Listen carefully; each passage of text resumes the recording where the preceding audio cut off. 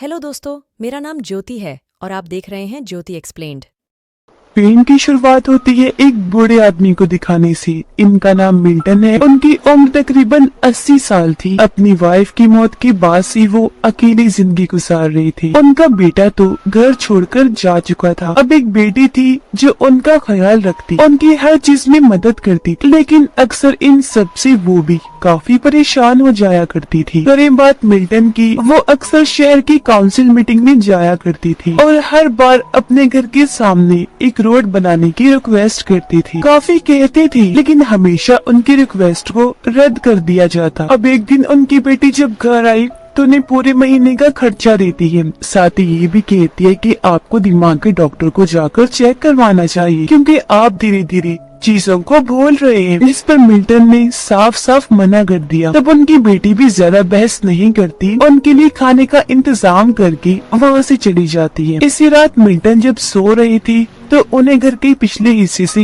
आवाजें आने लगती है जो काफी जोरदार थी। वो जब जाकर चेक करता है तो ये देखकर उसकी होश उड़ गई कि वहाँ एक स्पेसशिप क्रैश होकर यहाँ गिरी थी। अब वो जल्दी से रेस्क्यू टीम को कॉल करता है और उन्हें सारी बात बताकर फौरन यहाँ आने को कहता है, लेकिन वो लोग उसकी बातों को मजाक समझकर फोन काट देते हैं। अब अगली सुबह भी मिल्टन काउंसिल मीटिंग में जाकर हमेशा की तरह अपनी पहले वाली बात सामने रखता है, यानी रोड बनवाने वाली। पर हर बार की तरह आज भी उसे नजरअंदाज कर दिया गया। शाम को जब वो अपने घर पर था तो घर की पिछली साइड से उसे फिर से आवाजें आने लगती है। उसने दोबारा जाकर देखा तो इस बार वो एक जख्मी एलियन को देखता है जिसका रंग सफेद था और वो नीचे पड़ा हुआ था। ये देखकर वो फौरन अपनी बेटी को कॉल करने लगा, पर इस बार भी उसकी बात अपनी बेटी से नहीं हो पाती, लेकिन इस वजह से वो काफी परेशान हो गया था। सुबह एक बार फिर वो काउंसिल मीटिंग में गया। इस बार मिल्टन की पड़ोसन जो राइटर थी वो सामने आती है। कहने लगी कि मैंने एक किताब लिखी है जिसमें बूढ़े लोग जो अकेली रह जाती है, वो छोटे और जवान लोगों के लिए मैंने किताब में लिखा है कि उन्हें आपस में बातचीत करके अकेलेपन को दूर करना चाहिए। वो कहती है कि मेरी रिक्वेस्ट है, मैं पूरे शहर में इस चीज के पोस्टर्स लगवाना चाहती हूँ, जिस पर काउंसिल के लोग मान गए। काफी खुश भी थी इस प्रोग्राम के लिए। जिसके बाद मिल्टन सामने आया, जहाँ इस बार वो ये शिकायत करता है कि मेरे घर में एलियन है। उस एलियन की स्पेसशिप मेरे घर में क्रैश हुई है, जिससे मेरा पूरा गार्डन, सारे पौधे खराब हो गए हैं। जाहिर है उसकी इस बात पर कोई भी यकीन नहीं करता, तो इस बात को नजरअंदाज कर दिया गया, जिस बात से मिल्टन को गुस्सा आया और वो यहाँ से बाहर आ गया। वो जब घर जा रहा था तो उसके पड़ोसन राइटर और एक दूसरी पड़ोसन सिंगर वहाँ पर आई, जो भी मिल्टन पर गुस्सा करने लगती है कि तुम इस तरह की फजूल बातें ना किया करो, वरना कोई भी बुजुर्ग लोगों की बातों पर यकीन नहीं करेगा। अब मिल्टन को लगा कि वो एलियन मर गया होगा, इसीलिए वो घर के पीछे गार्डन में दोबारा जाता है, पर वो एलियन अभी भी जिंदा था, बस उसकी हालत खराब थी। जख्मी हालत में वो जमीन पर पड़ा था। मिल्टन को इस बार उस पर तरस आ गया, इसीलिए वो उसके ऊपर कंबल डालता है क्योंकि वो कांप रहा था, और पीने के लिए उसे पानी भी देता है। अगली सुबह मिल्टन ने देखा कि वो एलियन कंबल ओढ़कर अभी भी घर के बाहर बैठा हुआ है, जो देखकर मिल्टन उसे इशारा करके अपने घर में आने की दावत देता है और उसे अलग अलग खाने की चीजें देता है, ये सोचकर कि वो काफी वक्त से क्योंकि भूखा है तो कुछ खा लेगा। पर सब में से एलियन सिर्फ सेब का एक स्लाइस ही उठाकर खाता है। इससे मिल्टन को लगा कि जरूर इसे सेब पसंद है, तो वो स्टोर में जाकर उसके लिए ढेर सारे सेब खरीदता है। कैशियर को उसने बताया, जानते हो ये सेब मैं एक एलियन के लिए खरीद रहा हूँ, उसे ये काफी पसंद है। जो सुनकर कैशियर को भी काफी हैरत हुई, वो भी मिल्टन को पागल ही समझ लेता है। घर आने के बाद मिल्टन टीवी पर खबरें देखने लगता है, जहाँ बताया जा रहा था कि आसमान से जमीन की तरफ एक चीज आती हुई देखी गई। बाद में पता चला कि वो एक एलियन की स्पेसशिप है, जिसे पुलिस हर जगह ढूंढ रही है। इस वक्त मिल्टन अखबार भी पढ़ रहा था, इसलिए इस खबर पर उसका ध्यान नहीं जाता। तभी यहाँ एलियन भी आ गया, जिसकी हालत पहले से काफी अच्छी हो गई थी, और उसे देखकर मिल्टन काफी खुश हो जाता है। वो फिर एलियन को अपना पूरा घर दिखाता है, यहाँ तक कि उसे एक अलग कमरा भी देता है ताकि वो आराम से रह सके। फिर वो उसे अपनी फैमिली के बारे में बताने लगा कि मेरी वाइफ की मौत हो गई है, जिसके बाद से मेरा बेटा घर छोड़कर चला गया था, जो अब कैलिफोर्निया में रह रहा है और बेटी भी कभी कभी आ जाती है। जिसके बाद मिल्टन टीवी देखने लगा। वो अपना पसंदीदा डांस प्रोग्राम देखने लगा। एलियन को देखने को कहता है, ये कहकर कि तुम्हें ये बहुत पसंद आएगा। अगले दिन मिल्टन की बेटी जब स्टोर में सामान खरीदने गई तो कैशियर ने उसे बता दिया कि तुम्हारे डैड एलियन की बात कर रही थी। उनका कहना था कि मैं सेब एलियन के लिए ही ले रहा हूँ। ये बात सुनकर जाहिर है उसे भी काफी अजीब लगा, इसीलिए वो आधी छुट्टी लेकर अपने डैड के घर गई। उन्हें फिर से कहती है कि अब दिमाग के डॉक्टर के पास जाएं, अपना चेकअप करवाएं। इस बार मिल्टन वैसे ही हाँ बोल देता है, जिस वजह से उसकी बेटी वहाँ से चली जाती है।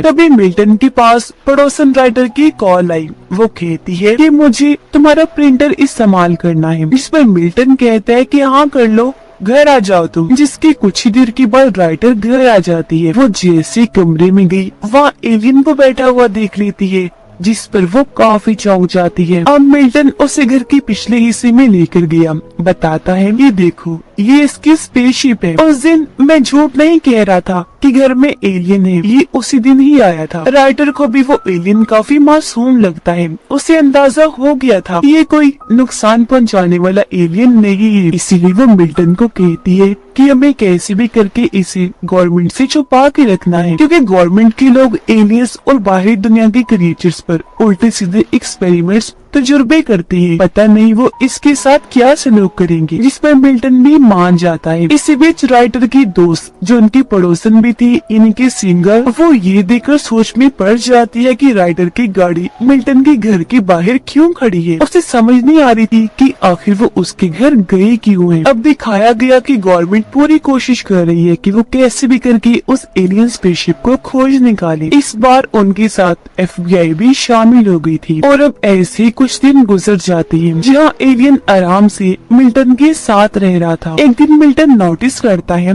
कि एलियन ने काफी पेजेस पर बिल्लियों की ड्राइंग्स बनाई हुई है और हर एक सफ़े पर 7 बिल्लियां बनी हुई थी। मिल्टन को लगा कि एलियन ने ये मेरे लिए बनाई है, इसलिए वो काफी खुश हो गया। अब बाहर जब वो गया तो देखता है कि एलियन अब बिल्कुल ठीक हो गया है और इस वक्त अपने स्पेसशिप को ठीक करने की कोशिश कर रहा है ताकि वो वापस अपने प्लेनेट सैयारे पर चला जाए जो उसका घर है। अब अगले दिन मिल्टन अपनी बेटे के साथ दिमाग के डॉक्टर के पास जाता है। यहाँ डॉक्टर उसका टेस्ट लेती है, कई सारे सवाल करती है, लेकिन वो सभी सवालों के गलत जवाब देती है। मिल्टन के डॉक्टर के पास जाने की वजह से, क्योंकि एलियन अकेला था, इसलिए उससे मिलने राइटर आती है। उससे बातें करने लगी ताकि वो बोर ना हो। बातों बातों में राइटर उसे बताती है कि मेरी बेटी दूसरे शहर में रहने गई है, उसका बेटा हुआ है जो बहुत प्यारा है, लेकिन मैंने उसे अभी तक नहीं देखा और इस बात से मुझे बहुत बुरा लग रहा है। उधर डॉक्टर मिल्टन की भूलने वाली बीमारी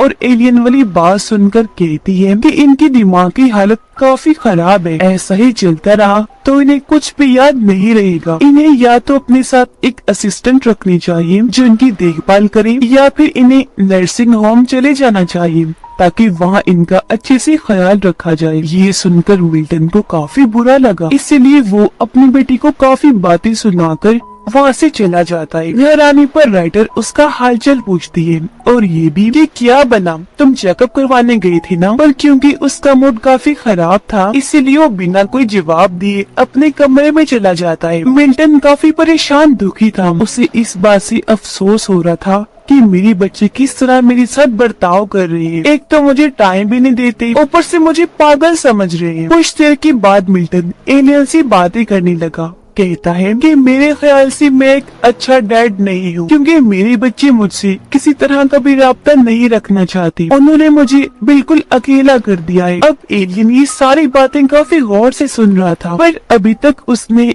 एक बात तक नहीं की थी, यानी कि वो बोला ही नहीं था। इसी रात मिल्टन एक बार फिर अपने बेटे को कॉल करता है ताकि उसके साथ अपने ताल्लुकात ठीक कर सके। साथ ही वो उसे अपने बारे में भी बताता है कि मैं कैसे अपनी जिंदगी गुजार रहा हूँ और किस तरह मेरी बेटी मेरी मदद करती है, मेरा ख्याल रखती है। पर उसका बेटा इस बार भी कोई जवाब नहीं देता और फोन काट देता है, जिससे मिल्टन को काफी बुरा लगा। अगले दिन राइटर एलियन के लिए एक टी शर्ट लेकर आती है और उसका नाम जूल्स रखती है, जो इस फिल्म का नाम भी है। अब सिंगर अपने घर में खबरें देख रही थी, जिसमें बताया जा रहा था कि जो कोई भी आसमान से क्रैश होने वाले स्पेसशिप के बारे में बताएगा उसे इनाम दिया जाएगा। उसके दिल में ख्याल आया कि ये इनाम मैं पाना चाहती हूँ। वो सोचती है कि मिल्टन ने भी एक बार कहा था कि मेरे घर में एलियन के स्पेसशिप क्रैश हुई है, इसीलिए वो चुपके से उसके घर गई, जहाँ वो मिल्टन राइटर के साथ एलियन को बैठा हुआ देखती है। वो जब सामने आई तो ये लोग उसे भी घर के अंदर बुला लेते हैं, लेकिन मिल्टन को उसका आना पसंद नहीं आता। इसके बाद मिल्टन उन दोनों को एलियन इन्हीं जूल्स की बनाई हुई वो बिल्लियों वाले ड्राइंग्स दिखाता है, जो देख सिंगर कहती है कि शायद वो इन ड्राइंग्स के जरिए तुमसे कुछ कहना चाह रहा है।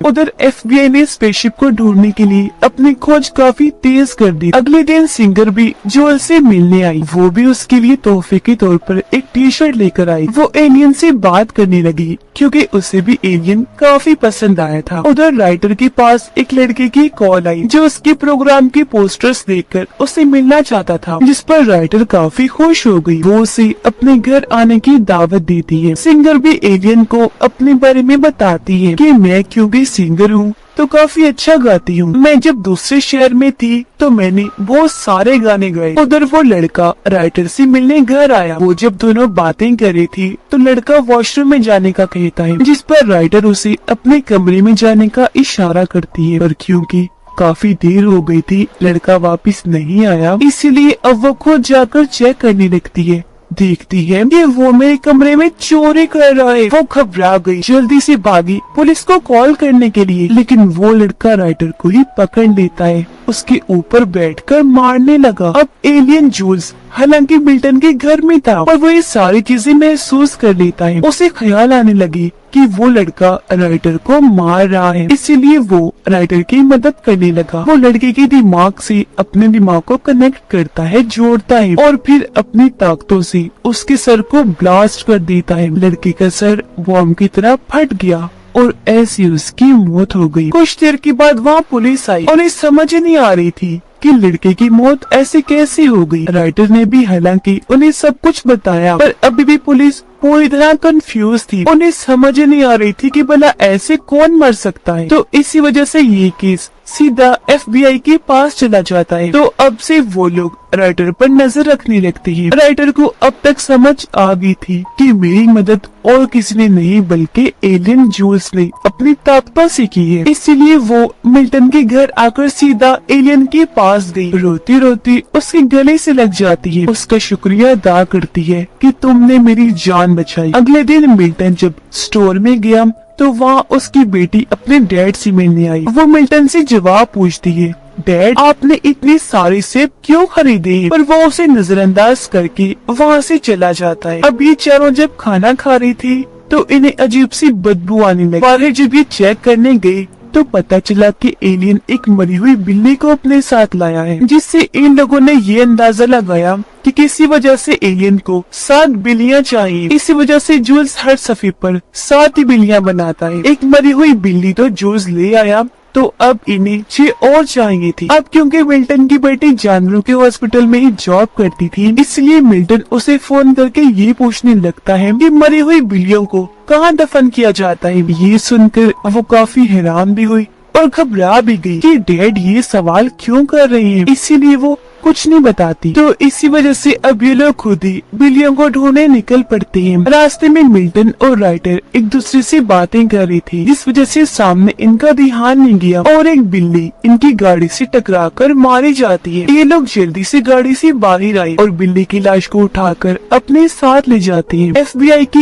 एजेंट्स जो राइटर पर नजर रख रहे थे वो इनके पीछे ही थे, और अब जब वो इन दोनों को बिल्ली की लाश उठाते हुए देखते हैं काफी चौंक गए। खैर उन लोगों को इसके अलावा एक और बिल्ली की लाश मिली थी, तो इनके पास 3 बिल्लियां हो गई, यानी कि अब इन्हें 4 बिल्लियां चाहिए। सिंगर वादा करती है कि वो बाकी की 4 बिल्लियां मैं लेकर आऊंगी। वो अपने शहर की अलग अलग जगह पर जाकर 3 बिल्लियां ढूंढ लाती है, यानी कि अब इन्हें बस एक ही बिल्ली चाहिए थी। वो इस बारे में बात कर ही रही थी कि तभी इनके घर में FBI की एजेंट्स आ जाती हैं, इसलिए ये तीनों जल्दी से छुप गए। एजेंट्स को लगा कि घर में कोई नहीं है, इसलिए वो यहाँ से चले गए। ये तीनों अब बात करने लगती है कि हमें जो भी करना है जल्दी जल्दी करना होगा। मिल्टन को याद आया कि सिंगर की भी एक बिल्ली है जो बीमार है, इसलिए वो उस बिल्ली को लाने का कहता है। ये सुनकर सिंगर को बहुत गुस्सा आया, उसे दुख भी हुआ, इसलिए वो अपनी गाड़ी में आकर रोने लगती है कि कैसे मेरी बिल्ली इतने वक्त से बीमार है। कुछ ही देर में राइटर भी गाड़ी में आकर बैठ गई, उसे संभालती है कि तुम मत रो, और मिल्टन की तरफ से मैं माफी मांगती हूँ। इस पर वो कहती है कि नहीं, मिल्टन सही कह रहा है, मेरी बिल्ली काफी वक्त से बीमार है, ना वो देख सकती है ना वो सुन सकती है, वो तकलीफ में है। मुझे कब से ही उसे मौत की नींद सुला देना चाहिए था ताकि वो तकलीफ में ना रहे, पर मैंने उसे इसलिए नहीं मारा क्योंकि वो मेरे साथ रहकर मेरे अकेलेपन को दूर करती थी। तो अब सिंगर उसकी तकलीफ को दूर करने के लिए भी मिल्टन की बात मान लेती है। बिल्ली को जब वहाँ लाया गया तो जूल्स उसे काफी गौर से देखने लगा, जिसके साथ ही बिल्ली को वो आराम से मौत की नींद सुला देता है, यानी कि उसे तकलीफ भी नहीं हुई। और अब वो सातों बिल्लियों को एक साथ इकट्ठा करके एक सिल्वर रंग के कपड़े जैसी चीज उन पर डालता है, जिससे सारी बिल्लियां एक हो गई और देखते ही देखती चमकदार लाल रंग की चीज में बदल जाती है। इस चीज को जूल्स पेट्रोल के तौर पर अपनी स्पेसशिप के लिए इस्तेमाल करता है। उसने जैसे ये चीज अपनी स्पेसशिप में लगाई, वो उड़ना शुरू हो गई, यानी कि वो अब बिल्कुल ठीक हो गई थी। अब एलियन अपने घर जा सकता था, लेकिन वो यहाँ सबसे पहले मिल्टन को अपने साथ चलने का कहता है, इशारे से उसे अंदर जाने का कहने लगा, क्योंकि वो बेचारा अपने बच्चों के होने के बावजूद भी अकेला जो था। मिल्टन भी जाने के लिए तैयार हो ही गया था कि तभी उसकी बेटी की कॉल आई, जो उससे पहले अपने बर्ताव की माफी मांगती है और फिर ये भी कहती है कि मैं खुशनसीब हूँ कि मेरे डैड आप हैं जो आज मेरे साथ भी है। मैं आपके साथ एक बहुत खूबसूरत रिश्ता फिर से बनाना चाहती हूँ, जो एक बाप और बेटी का होता है और होना चाहिए, और सारी चीजों के लिए एक बार फिर से माफी मांगती हूँ। इस वजह से मिल्टन की आंखों में भी आंसू आ गई, वो जज्बाती हो गया और अब वो जूल्स के साथ ना जाकर यही इस दुनिया में ही रहने का फैसला करता है। अब जूल्स ने जब स्पेसशिप उड़ाई थी उस बारे में FBI को पता चल गया था, इसलिए वो फौरन मिल्टन के घर छापा मारने आती है, जो देखकर ये चारों जल्दी से जूल्स की स्पेसशिप में बैठ जाती हैं। इससे पहले एजेंट्स यहाँ आकर इन्हें पकड़ते ये पहले ही वहाँ से उड़ जाते हैं। स्पेसशिप इनके टाउन की कुछ ही दूरी पर लैंड होता है, जहाँ ये तीनों बाहर आए और एलियन इनके सामने खड़ा था। ये एलियन जूल्स को काफी अच्छी अच्छी बातें करती है, उसका शुक्रिया अदा करती है कि भले कुछ वक्त के लिए ही, लेकिन तुम हमारी जिंदगियों में आए और उसे पूरी तरह से बदल दिया। राइटर और सिंगर भी जूल्स से मिलती है। मिल्टन उसे गले से लगा लेता है, कहने लगा कि तुम्हारा बहुत शुक्रिया कि तुमने मुझे अपने साथ तुम्हारे घर जाने की दावत दी, लेकिन मैं अभी अपना घर छोड़ के नहीं जा सकता, मेरे बच्चे मेरे साथ ठीक हो गए हैं। जूल्स अब उन्हें बाय बोलकर स्पेसशिप में बैठा अलविदा कहते हुए यहाँ से उड़ जाता है। इस बात को अब कुछ दिन गुजर गए थे और वो तीनों आज भी मिल्टन के घर बैठे बातें कर रहे थे, क्योंकि एलियन की वजह से इनकी दोस्ती काफी अच्छी हो गई थी। तीनों ही क्योंकि बुजुर्ग थे तो अब इन्हें अकेलेपन का एहसास नहीं होता था। ज्यादातर एक दूसरे के साथ रहती, अक्सर घूमने भी जाया करती थी, क्योंकि इन्हें एक दूसरे की कंपनी में रहना बहुत पसंद था। राइटर एक दिन कहती है, पता नहीं जूल्स को हम लोग याद भी होंगे या नहीं, मुझे तो वो बहुत याद आता है। इसी रात को जब मिल्टन अकेला बैठा था तो उसे अपने घर के पिछले हिस्से से रोशनी के साथ एक बार फिर जोरदार आवाज सुनाई देती है, जिस पर मिल्टन मुस्कुराने लगा, क्योंकि वो समझ गया था कि हमारा दोस्त जूल्स हमसे मिलने आया है। तो इस कहानी से हमें पता चला कि लोगों ने एक दूसरे के साथ अपने ताल्लुक जिसे खत्म ही कर दिए हैं, इसलिए आज हर कोई अकेलेपन का शिकार है, जिस वजह से परेशान भी रहता है, खास तौर पर बुजुर्ग लोगों के साथ। और इसी मैसेज के साथ ही इस फिल्म की कहानी यहीं पर खत्म हो जाती है। ऐसे ही कहानियां देखने के लिए मेरा चैनल सब्सक्राइब करें, ताकि जब भी कोई वीडियो अपलोड हो तो सबसे पहले आप देख सके। धन्यवाद।